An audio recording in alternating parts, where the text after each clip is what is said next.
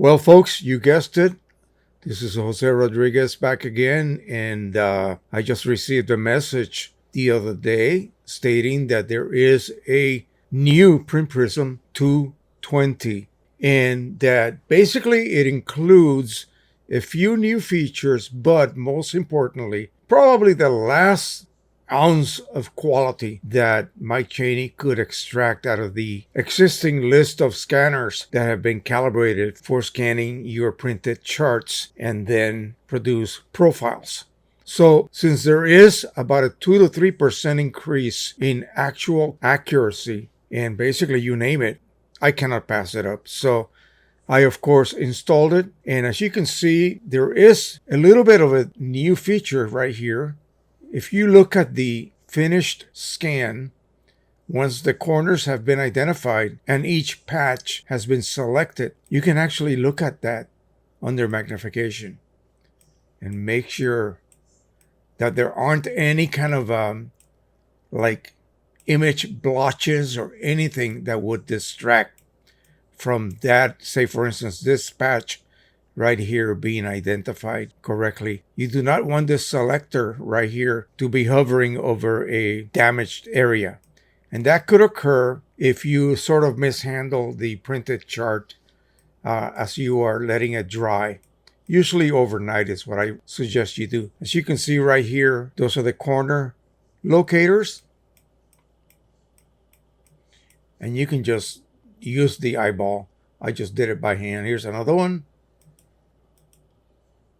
And then over here is the next one and the last one. So the good thing is that if you have been creating profiles up to this point and you want to take advantage of the improvement, everything else seems to be the same. If you want to take advantage of the improvements, just recreate the profile. It's a very simple process. All you have to do is don't bother with any of this. You've already scanned, like I have, numerous charts. We'll go ahead and click Open File. Here are all the chart images that I created. And I've been doing some of my newer ones. So for instance, Pro 200 Staple Photo Supreme Matte.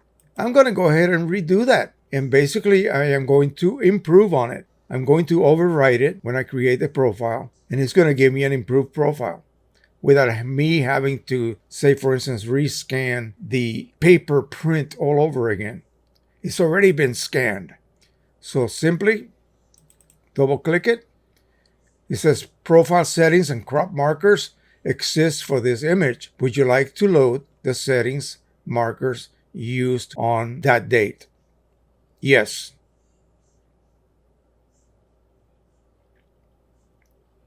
And as you can see, it reloaded all of the little markers. Create the profile. Well, if you want to check, go ahead and check. We'll do that. Yeah, they're all there.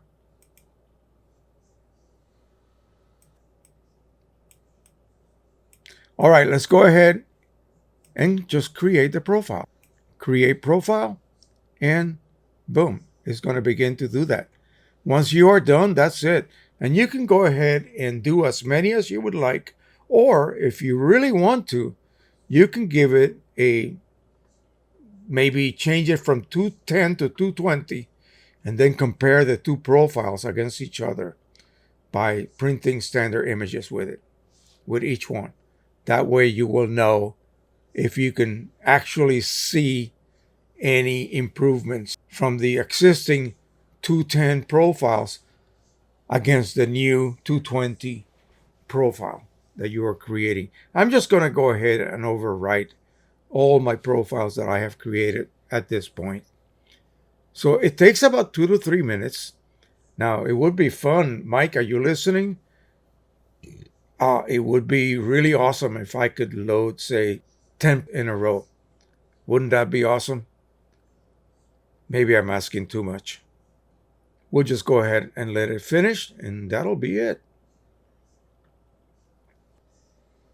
And that is it. The profile has been recreated, overwritten over the old one, and it should include the improvements that Print Prism 220 has. Hope you enjoy this video.